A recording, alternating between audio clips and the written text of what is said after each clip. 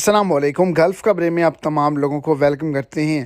آج کے دن یہ ویڈیو ان تمام لوگوں کے لیے شیئر کی گئی ہے، وہ تمام لوگ جو کہ پاکستانی پاسپورٹ رکھتے ہیں، کیونکہ آج کے دن جتنے بھی غیر ملکی ہیں ورکر حضرات ہیں، سعودی عرب کے اندر موجود ہیں، کسی اور ملک کے اندر موجود ہیں، تو ان تمام لوگوں کے لیے یہ ایک بہت ہی بڑی اپڈیٹ ہے جو شیئر کی گئی ہے۔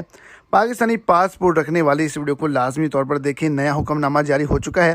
ویڈیو کی تفصیلات کو جاننے کے لیے ویڈیو کو اینڈ تک دیکھیں، اور اگر اس چینل پر فرسٹ ٹائم ہے تو لازمی سے چینل کو سبسکرائب کریں، ویڈیو کو لائک کریں اور اپنے دوستوں تک اس کو زیادہ سے زیادہ شیئر کریں۔ پاکستان میں پاسپورٹ رینیو کروانے کے لیے جو بھی اب جائے گا اس کو اب زائد فیس ادا کرنی ہوگی۔